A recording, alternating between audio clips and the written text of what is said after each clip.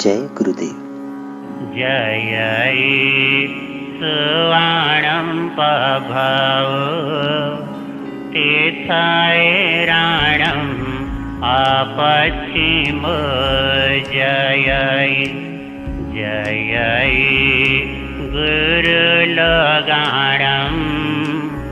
जय महपा महावीर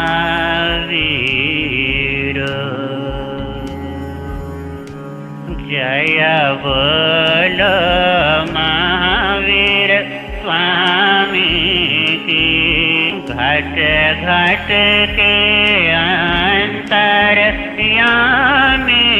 की जय बोलो महावीर स्वामी की।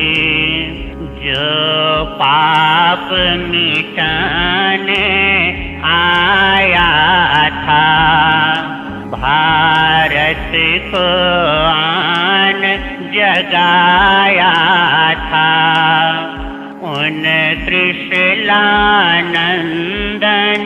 ज्ञानी की जय बोलो महावीर स्वामी की।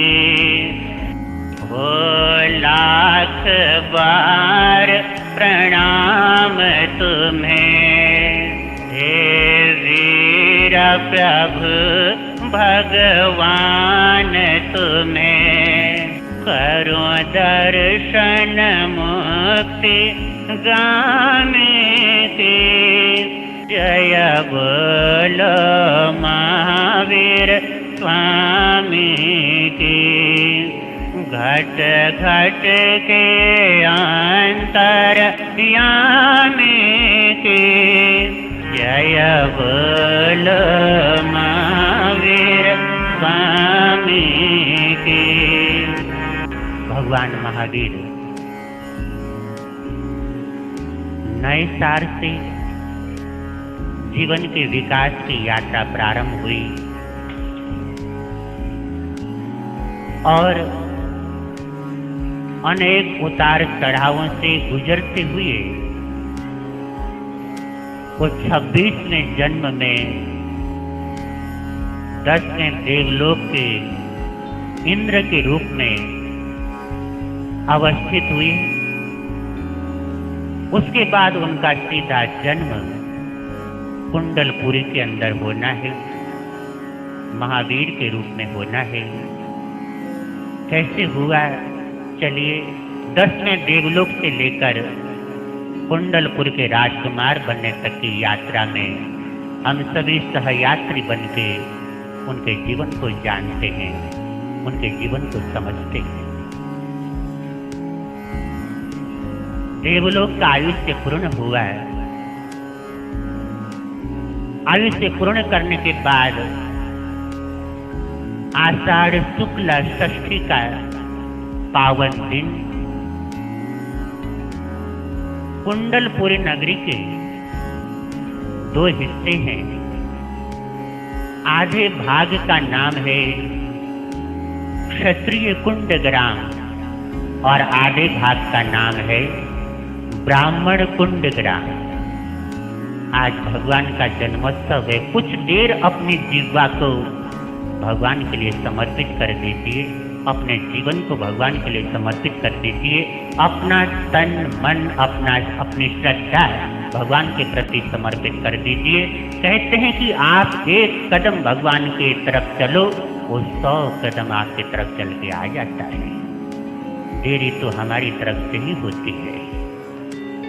कुंडलपुरी के 2 हिस्से हैं, क्षत्रिय कुंड ग्राम और ब्राह्मण कुंड ग्राम। क्षत्रिय कुंड ग्राम के अधिपति महाराजा सिद्धार्थ हैं, वैसे ही ब्राह्मण कुंड ग्राम के अधिपति ऋषभदत्त है। ऋषभदत्त की पत्नी का नाम है देवानंदा। आषाढ़ शुक्ला षष्ठी का पावन दिवस 10वें देवलोक से वो नए साल से यात्रा करते करते पहुंचा हुआ वो पावन जीव, वो पवित्र आत्मा, तपस्या से तपी हुई वो आत्मा सीधा 10वें देवलोक से निकलकर माता देवानंदा की कुक्षी में प्रवेश कर जाती है। ऋषभदत्त ब्राह्मणों के शिरोमणि है और आपने महावीर कथा में सुना है 27 जन्मों की इस यात्रा में कितने जन्म उनके ब्राह्मण के हुए याद है किसी को? 6 जन्म। 27 जन्मों में 6 बार वो ब्राह्मण बने हैं और जब भी ब्राह्मण बने तब हर बार संन्यास पथ को स्वीकार करके अपने जीवन को पावन से पावनतम बनाने के लिए बढ़ते चले गए और आज भी अंतिम जीवन में भी उनका अवतरण हुआ कहाँ? एक ब्राह्मण माता के गर्भ में। इसको कहते हैं च्यवन कल्याणक। तीर्थंकर के 5 कल्याणक स्वीकार किए गए। कल्याणक का अर्थ होता है कल्याण करने वाला। तीर्थंकर ऐसी पुण्य आत्मा होती है, उनके जीवन की 5 घटनाएं वो अनायास जगत का कल्याण करने वाली होती है और इतना कल्याण करने वाली कहते हैं नरक में जहां कभी शांति नहीं होती वहां पर भी जब तीर्थंकर का जन्म होता है तो 48 मिनट के लिए नरक में भी शांति हो जाती है। पूरे चराचर जगत के लिए उनका जीवन बड़ा उपकारी होता है, बड़ा कृपालु होता है। ऐसे परम कृपालु महावीर बनने वाली उस पवित्र आत्मा का देवलोक से अवतरण हुआ माता देवानंदा की पवित्र कुक्षी में। जैसे ही उस पुण्य आत्मा का आगमन हुआ देवानंदा माता 14 स्वप्न देखती सोई हुई है। रात्रि का उत्तर पक्ष चल रहा है। 14 स्वप्न देखती हैं। स्वप्न शास्त्रियों ने 30 प्रकार के स्वप्नों को विशेष पवित्र बताया और उन 30 स्वप्नों में भी ये जो तीर्थंकर की माता 14 स्वप्न देखती हैं उन स्वप्नों को बहुत सर्वश्रेष्ठ बताया गया। कहते हैं अगर आप रात्रि के उत्तर पक्ष में अर्थात ब्रह्म मुहूर्त के आसपास कोई अच्छा स्वप्न देख लें उसके बाद सोना नहीं चाहिए। अगर आप सोते हैं तो स्वप्नों का प्रभाव खत्म हो सकता है। आप जागरण करें, प्रभु की आराधना करें, भगवान का भजन पूजन ध्यान करें और अपना जो स्वप्न है उसको सार्थक करें। देवानंदा माता ने स्वप्न देखा। पहले स्वप्न में हाथी को देखती है, बहुत प्यारा हाथी। दूसरे में वृषभ, तीसरे में माता लक्ष्मी, चौथे में फूलों की 2 मालाएं और ऐसे करते करते क्या चंद्रमा, क्या सूर्य, क्या क्षीर समुद्र, क्या रत्न राशि और अंतिम स्वप्न है निर्धूम अग्नि। अग्नि तो है लेकिन धुआं बोलो तो सही नहीं है, केवल अग्नि है, निर्धूम ज्योति है, निर्धूम अग्नि। ऐसे 14 स्वप्नों के दर्शन देवानंदा माता ने किए। बहुत आनंदित हुई, निद्रा खुली, अपने पतिदेव ऋषभदत्त के पास पहुंची, अपने स्वप्नों को सुनाया। ऐसे ऐसे स्वप्न मैंने देखे हैं, आप बताएं इनका क्या अर्थ होगा। और ऋषभदत्त ने बोला ब्राह्मण थे, वेद वेदांग के ज्ञाता थे, आगम निगम ज्योतिष के ज्ञाता थे, प्रकांड विद्वान थे और अपनी विद्वत्ता से उन्होंने बताया देवानंदे तुम बहुत पुण्यशालिनी माता बनने वाली हो। ये तो सर्वश्रेष्ठ पुत्र के आगमन के लक्षण हैं। और माता देवानंदा अपने उस गर्भ को बहुत हर्षोल्लास और खुशी के साथ लालन करती है, पालन करती है, संभालती है। समय तीव्र गति से बीतता है। कहते हैं देवानंदा के गर्भ में भगवान का च्यवन होने के बाद महीना बीता, दूसरा महीना बीता, तीसरे महीने का भी अधिकतर हिस्सा बीत गया। 82 रात्रियां और दिन बीत गए। और कहते हैं आज का जो विज्ञान बोलता है 3 महीने का जो गर्भ होता है, एक प्रकार से 3 महीने का गर्भ कंप्लीट हो जाता है, पूर्ण हो जाता है। 3 महीने के बाद केवल उसका ग्रोथ बाकी रहता है, उसके सारे अंग प्रत्यंग सब कुछ संपन्न हो जाता है 3 महीने।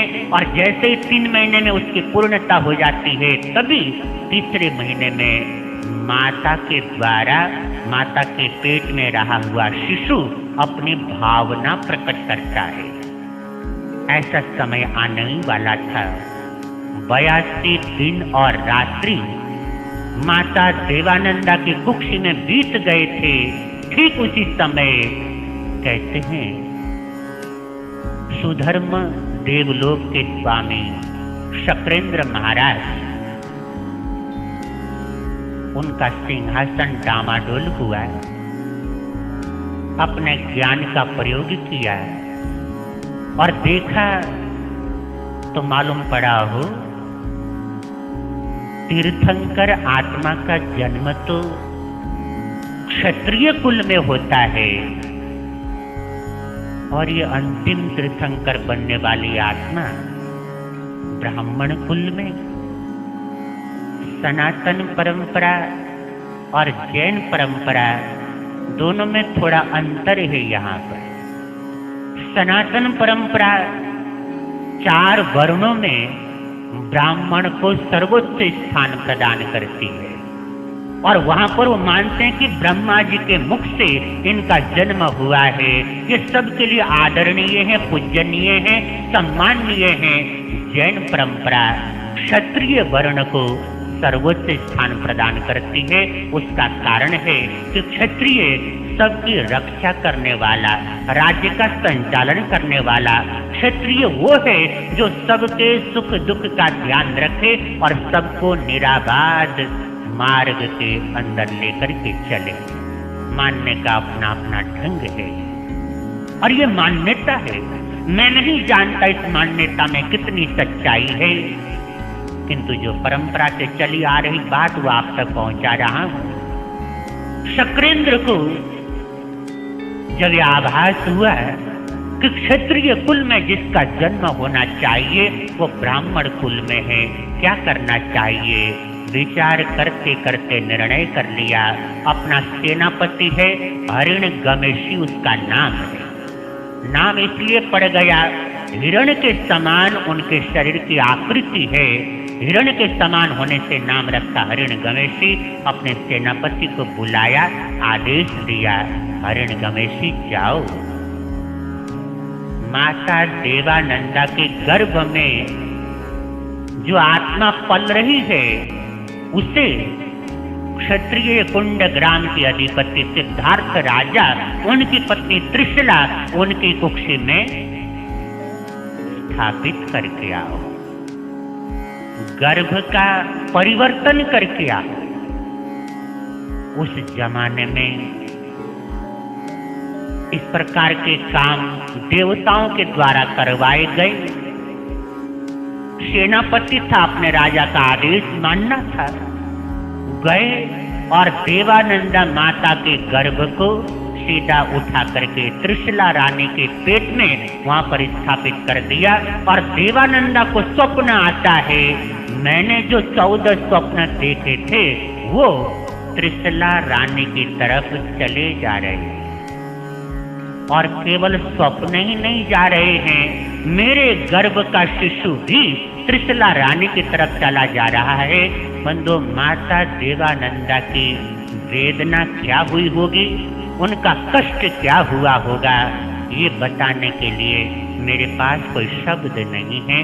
मेरी भाषा उस दर्द को बयां करने में असमर्थ है। केवल मौन के साथ उस वेदना को अनुमान करने का, अनुभव करने का ही निर्देश ज्ञानियों ने दिया है। जैसे ही माता त्रिशला के गर्भ में उस जीव का परिवर्तन हुआ। वैसे ही माता त्रिशला ने भी वो 14 स्वप्न देखे, राजा सिद्धार्थ को बताया और सिद्धार्थ राजा ने स्वप्न शास्त्रियों को बुलाया।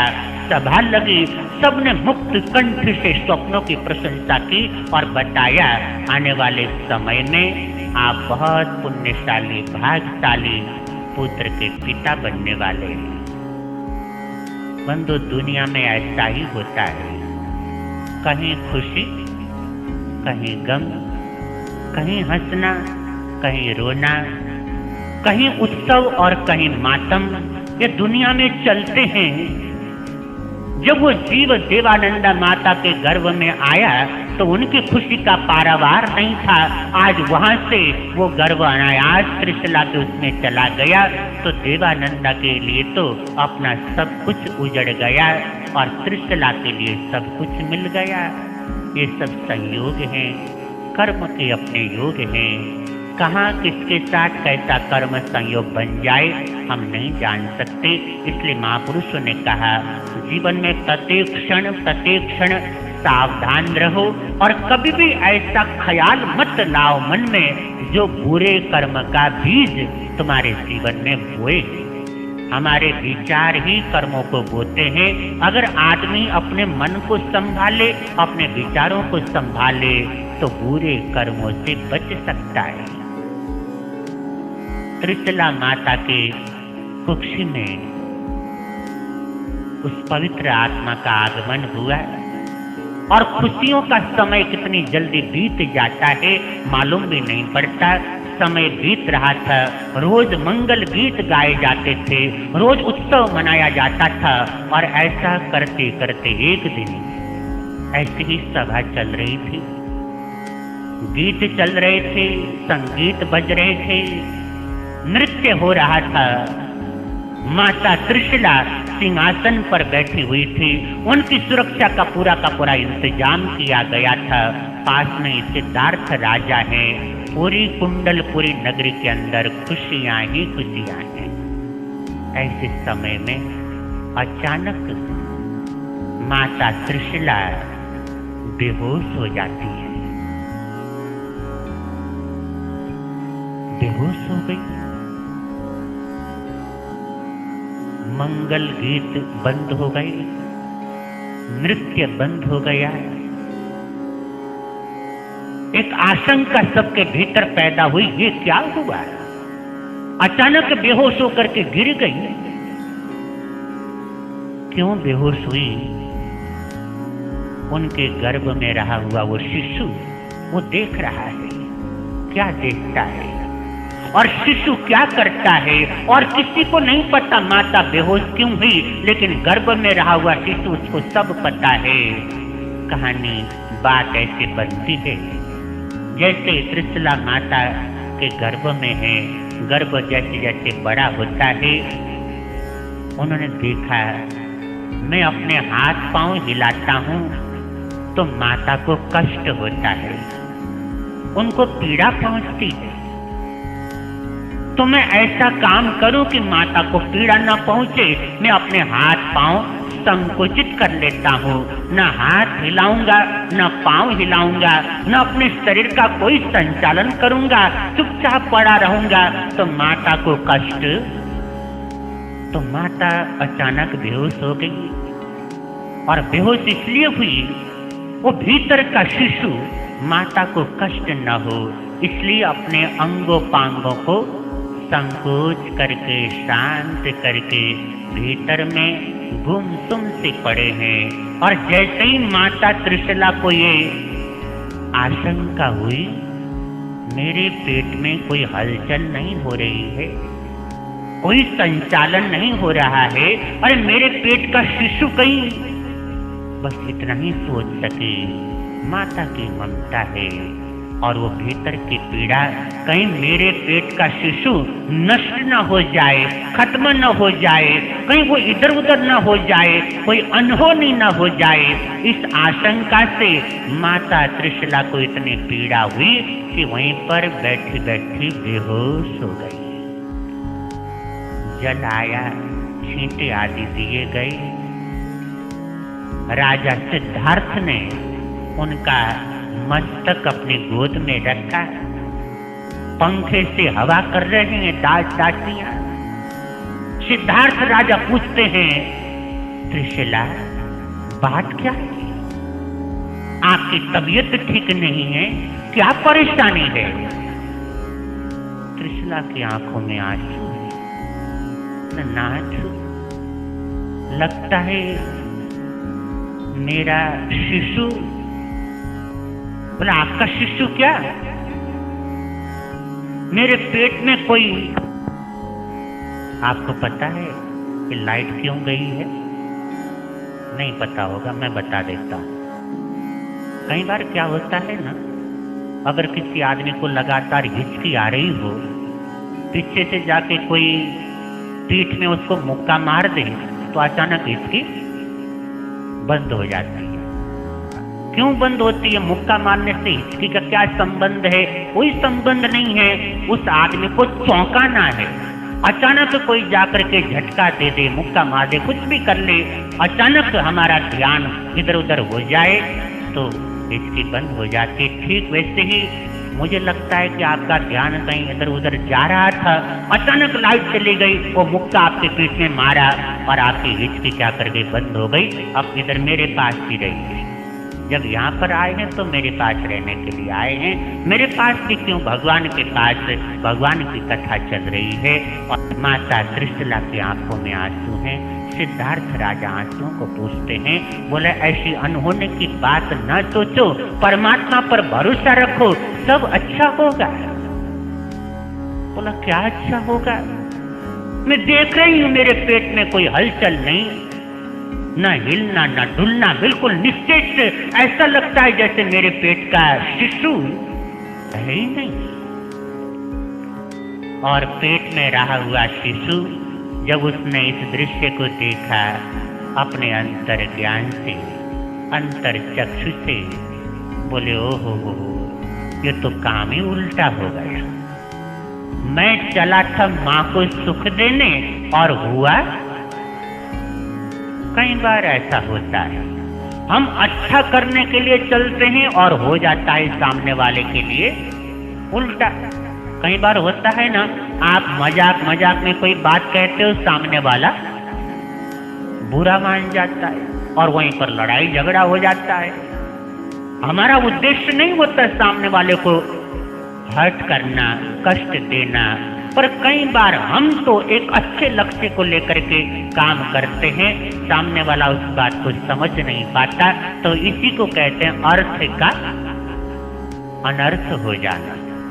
सुन सुन रे उपदेश धर्म का, सोया हृदय जगाने को, मन का भ्रम भगाने को। जब राजकुमार उस माता के गर्भ में रहे हुए शिशु ने इस अर्थ के अनर्थ को देखा तो बोले, तो काम ही खराब हो गया। मैं चला था माता को सुख देने और माता को उल्टा कष्ट हुआ। वहीं पर संकल्प कर लिया, जब तक मेरे माता पिता जीवित रहेंगे तब तक मैं सन्यासी क्या करूंगा? जब तक माता पिता रहेंगे तब तक मैं। और किया भी ऐसा मातृ पितृ भक्त महापुरुष था महावीर, जिसका नाम हुआ। इस संकल्प को किया और उस संकल्प के साथ अपने हाथ पांव का संचालन फिर से प्रारंभ कर दिया। और जैसे ही हाथ पांव का संचालन शुरू हुआ, माता त्रिशला को मानो पूरा का पूरा स्वर्ग मिल गया। मेरे आंगन में पूरा आसमान उतर आया, मेरी गगरी में पूरा समुद्र समा गया। ऐसी खुशी और ऐसी आनंद की घड़ियां त्रिशला रानी के भीतर बल्लियां देने लगी। समय बीतता है और बीतते बीतते ये चैत्र का महीना आने को हुआ। अभी चैत्र का महीना प्रारंभ हुआ ही था। महाराजा सिद्धार्थ त्रिशला रानी के पास आए और बड़े प्रेम से उनके गर्भ को सहलाया और बोले, त्रिशला एक बात बताऊं? बोले, कहिए ननाथ। आपको शायद पता नहीं है, जब से आपके गर्भ में ये शिशु आया है ना, तब से हमारे राज्य में हर चीज की वृद्धि हो रही है।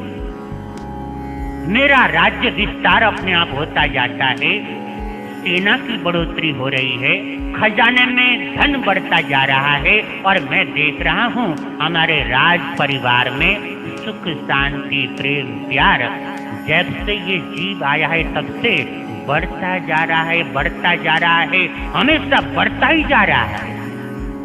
त्रिशला इस पुण्यशाली जीव का परिणाम है, उसका योग है। मैं चाहता हूँ जैसे इस बालक का जन्म हो, मैं आपसे सलाह करने आया हूँ, इसका नाम वर्धमान रखना चाहता हूँ। क्या रखना चाहता हूँ? क्या रखना चाहता हूँ? आवाज नहीं आई और आवाज आनी चाहिए। वर्धमान। जैसे सिद्धार्थ राजा ने बोला, त्रिशला को बड़ी खुशी हुई, बड़ी खुशी हुई। नाथ, ये तो आपने बहुत अच्छा सोचा, मेरी पूरी सहमति क्या, मैं बहुत प्रसन्न हूँ। मेरे बच्चे का नाम वर्धमान ही होगा। और चैत्र शुक्ल त्रयोदशी का ये पावन दिन आ ही गया। उत्तरा फाल्गुनी नक्षत्र का योग है और ऐसे श्रेष्ठ समय में माता त्रिशला के कुक्षी से उस पावनतम जीव जिसके आने से पहले उसका नामकरण कर दिया गया, वर्धमान कुमार, उनका जन्म होता है, दुनिया में उनका आगमन होता है। बोलिए राजकुमार वर्धमान की, बोलिए राजकुमार वर्धमान की, बोलिए राजकुमार वर्धमान की। उधर राजकुमार वर्धमान का जन्म हुआ और जैसे ही जन्म हुआ, कहते हैं पूरी प्रकृति के अंदर वातावरण बदलने लगा। चारों तरफ खुशियां ही खुशियां बटने लगी, फैलने लगी और केवल इस लोक में ही नहीं, देवलोक तक का वातावरण बदलने लगा। सारे देवता, सारी दिशा कुमारियां, जैन इतिहास में बताया गया, इस लोक में 56 दिशा कुमारियां हैं। 8 दिशाएं तिरछी मानी गई, ऊंची और नीची दिशा को मिलाइए 10 दिशाएं हो जाएंगे। 8 दिशाओं के अधिष्ठात्री 56 देवियां हैं। 8 देवियां एक एक दिशा की अधिष्ठात्री हैं और उनका नामकरण दिशा कुमारी के रूप में है। वो किसी देवता की अधीन नहीं होती, स्वतंत्र होती हैं और कहते हैं जब भी किसी तीर्थंकर बनने वाली आत्मा का आगमन होता है, सबसे पहले दिशा कुमारियां आती हैं और तीर्थंकर का जन्मोत्सव मनाती हैं, उनका शुद्धिकरण करती हैं। इधर माता त्रिशला ने वर्धमान कुमार को जन्म दिया, उधर 56 की 56 दिशा कुमारियां एकत्रित हुई। उन्होंने माता त्रिशला की अनुमति ली, कुमार वर्धमान को संभाला, उनको स्नान कराया, उनका अभिषेक किया, सारी अशुद्धि को दूर किया और दूर करने के बाद वो 56 दिशा कुमारियां 8 विभाग में बंटकर अपने अपने दिशा की अधिष्ठात्री उसी दिशा की तरफ खड़ी होकर उन 8 दिशा कुमारियों ने अष्टमंगल धारण किए और अष्टमंगल लेकर के कुमार वर्धमान का जन्म अभिषेक सबसे पहले किया 56 दिशा कुमारियों ने। उसके बाद देवलोक के देवता वो सारे रल मिल करके पहुंच गए महाराजा सिद्धार्थ के दरबार में और शक्रेंद्र जो देवताओं के स्वामी इंद्र महाराज, उन्होंने मन ही मन माता त्रिशला को प्रणाम किया कि आपने आने वाले समय में बनने वाले इस तीर्थंकर को जन्म दिया, हम आपका अभिवादन करते हैं। उनको प्रणाम करके उनको अवस्वापिनी विद्या से निद्रा में सुला दिया। कुमार वर्धमान को उठाया और उठा करके वहां से लेकर के चल पड़े जम्बू द्वीप के नंदीश्वर द्वीप में। वहां ले गए। पांडुक नाम का वन है और उस वन के ऊपर पांडुक नाम की शिला है और उस शिला के चारों तरफ देवताओं के द्वारा भगवान का जन्मोत्सव मनाने की तैयारी हो रही है। इंद्र महाराज अपनी गोद में भगवान को लिए हुए हैं। बाकी सारे देव देवियां कलश के अंदर जल लेकर के तैयार हैं। जितने देवी देवता हैं सबके हाथ में कलश है। उन्होंने भिन्न भिन्न जलों से भगवान का अभिषेक करना है। स्वर्ण कलश के द्वारा, रजत कलश के द्वारा, अन्य अन्य रत्नों के कलशों के द्वारा उन्होंने अपना व्यवहार पूरा करना है। इंद्र महाराज गोद में भगवान को लेकर के बैठे हैं। भगवान की तरफ निहारते हैं। छोटा सा शरीर है, नन्हा सा बालक है। चारों तरफ देखा, सैकड़ों देवता हैं और जितने देवता हैं सबके हाथ में कलश है, सबके कलश में जल है जिससे भगवान का अभिषेक किया जाना है। किसी को रोक भी नहीं सकते। उन्होंने, इंद्र महाराज ने मन में सोचा, इतना नन्हा बालक इतने कलश का पानी कैसे सहन करेगा? इतना छोटा शरीर है और इतना पानी इनके ऊपर उंडेला जाएगा, ये बर्दाश्त कैसे कर पाएंगे? इंद्र देवता को शंका हुई, कहीं ऐसा न हो कि ये बर्दाश्त न कर पाए और सारा रंग में भंग पड़ जाए। क्या करूं? ऐसा सोचते थे और बाकी सब देवता इंतजार में हैं। इंद्र देव अभिषेक प्रारंभ करें तो हम लोग अपना काम करें, और वो इंतजार में है। इंद्र देव न मालूम की सोच में पड़े हैं और उसको भांप लिया गोद में बैठे हुए वर्धमान ने। इंद्र देवता के मन में शंका आ गई। शंका का निवारण करना होगा। गोद में बैठे बैठे अपना दायां पांव हिलाते हिलाते नीचे उतार दिया और तब तक नीचे उतारा जब तक शीला उनके पांव से न छू जाए। जैसे ही पांडुक बन की वो शीला उनके पांव से स्पर्श होने लगी, अपना पांव का अंगूठा हल्का सा उठाया और पांव नीचे शिला के ऊपर हल्का सा झटका दिया। हल्का सा झटका देने की देरी थी कि एकदम भूकंप आने लगा। पूरा का पूरा मेरू पर्वत हिलने लगा। सब देवी देवता घबरा गए, ये क्या हुआ? जो मेरू पर्वत कभी हिल नहीं सकता, जिसमें कभी भूकंप नहीं आ सकता, वो मेरू पर्वत आज डामाडोल हो रहा है। कारण क्या है?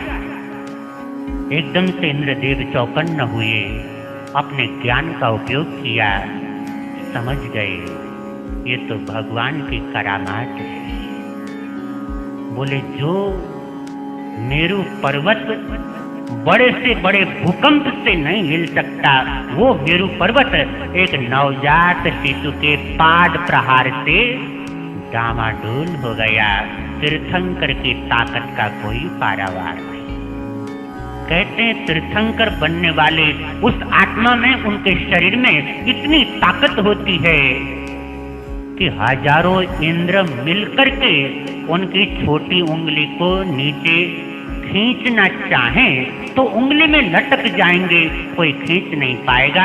ऐसी ताकत उनके भीतर समाई हुई होती है। और इतना ताकतवर होने के बावजूद भगवान महावीर ने कैसे कैसे कष्ट सहन किए, उनकी जीवन गाथा को समय समय पर आप लोग सुनते रहते हैं। जैसे इंद्र देवता की शंका को भगवान ने दूर किया, शंका दूर हो गई, वैसे ही इंद्र देव का इशारा हुआ और जलाभिषेक से मेरू पर्वत में भगवान का जन्मोत्सव इंद्र देवता की अगुवानी में सारे देवों ने मनाया। हर्षोल्लास से उनका जन्मोत्सव मनाया और जन्मोत्सव मनाने के बाद सारा कार्यक्रम संपन्न करने के बाद पुनः राजकुमार को लाकर त्रिशला माता के बगल में झुला दिया। अब नंबर आता है जन्मोत्सव मनाने का। राजा सिद्धार्थ, रानी त्रिशला और वहाँ के कुंडलपुर निवासी और उनके साथ साथ हम लोग, चलिए हम भगवान का जन्मोत्सव मनाते हैं।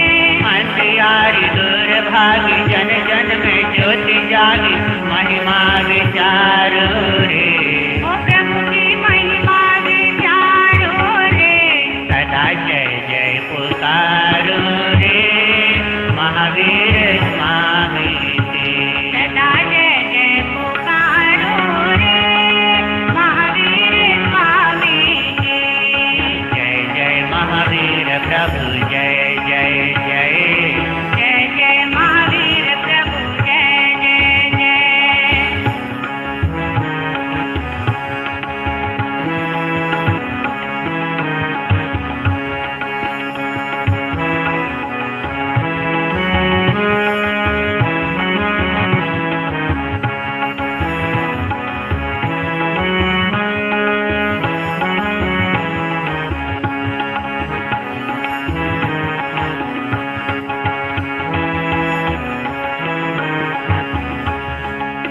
मुक्ति का पावन द्वार प्रभु के चरणों में प्रभु के चरणों में आनंद अपरंपार प्रभु के चरणों में प्रभु के चरणों में श्रद्धा का चढ़ाओ हार प्रभु के चरणों में श्रद्धा का चढ़ाओ हार प्रभु के चरणों में करो वंदना बारंबार प्रभु के चरणों में प्रभु के चरणों में रात दिवस ध्यान करो तन मन से भक्ति करो चरण स्वीकारो रे ओ प्रभु की शरण स्वीकारो रे सदा जय जय पुकारो रे महावीर स्वामी के सदा जय जय पुकारो रे महावीर स्वामी के जय जय महावीर प्रभु जय जय जय जय जय महावीर प्रभु जय जय जय जय जय महावीर प्रभु जय जय जय जय जय महावीर प्रभु जय जय जय जय जय महावीर प्रभु जय जय जय जय जय महावीर प्रभु जय जय जय बोलिए शासनपति श्रमण भगवान महावीर स्वामी की